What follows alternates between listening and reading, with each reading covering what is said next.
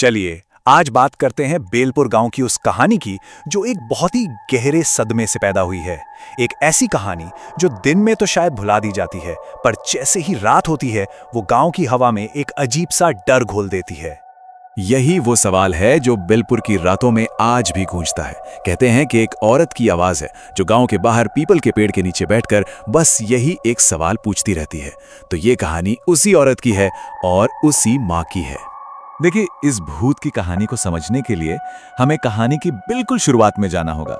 हमें पहले उस औरत को जानना होगा जिसका नाम अंजलि था, क्योंकि उसकी जिंदगी एक जीती जागती मुसीबत थी और उसकी मौत एक डरावनी कहानी की बस शुरुआत थी। शादी के बाद के 8 साल अंजलि के लिए नर्क से कम नहीं थे। जिस घर में वो बहू बनकर आई थी वहां उसे कभी बहू का दर्जा मिला ही नहीं। हर साल के साथ जुल्म और भी बढ़ता गया। पहले सिर्फ ताने थे, फिर गालियां और आखिर में मारपीट रोज की बात हो गई। और यही वो शब्द था जो अंजलि की पहचान बन गया। घर वाले, पड़ोसी सब उसे इसी नाम से बुलाने लगे। ये बस एक इल्जाम नहीं था, ये एक ऐसा जहर था जो धीरे धीरे उसकी आत्मा में घोला जा रहा था। मतलब बात सिर्फ संतान ना होने की नहीं थी। इल्जाम ये लगाया गया कि वो तो उनका वंश खत्म करने आई है।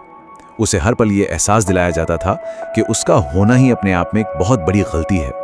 इस सब के बीच अंजलि के दिल में बस एक ही उम्मीद की किरण थी।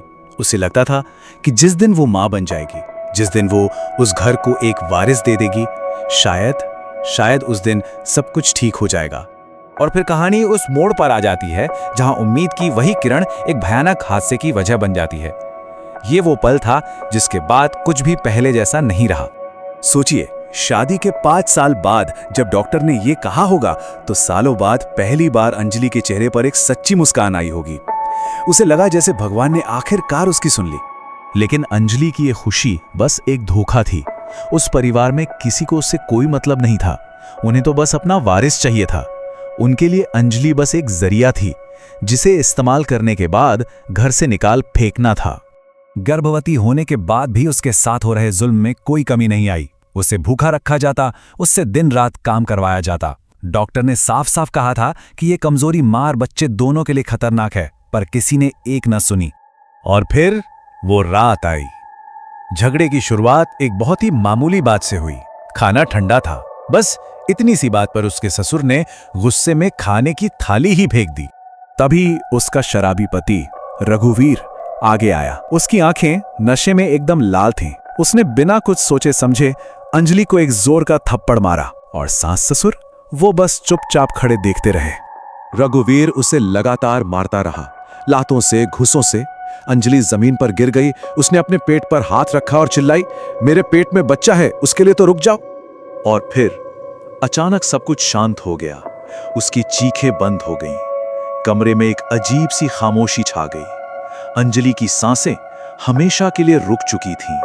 उस परिवार की आंखों में ना कोई डर था, ना कोई अफसोस। उनकी बस एक ही प्रतिक्रिया थी, अच्छा हुआ, झंझट खत्म। और बदनामी से बचने के लिए उन्होंने फैसला किया कि वो अंजलि की लाश को चुपचाप पीछे खेत में दफना देंगे। लेकिन कहानी यहां खत्म नहीं हुई, बल्कि असली खौफ की कहानी तो अब शुरू होने वाली थी।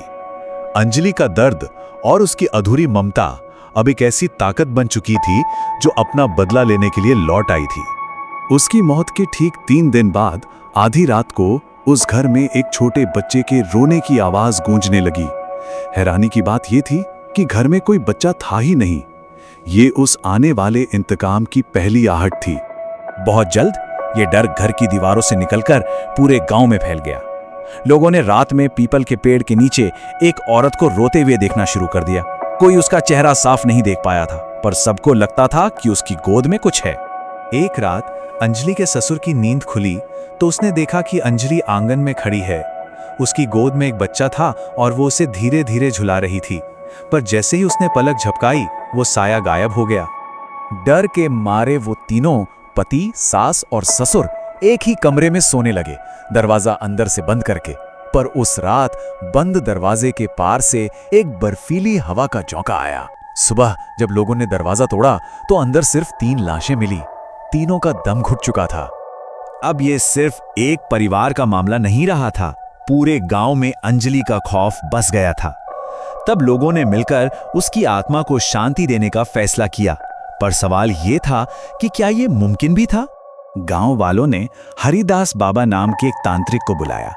उन्होंने बताया कि अंजलि की आत्मा को शांति देने के लिए उसे वो चीजें देनी होंगी जो उसे सबसे ज्यादा प्यारी थी।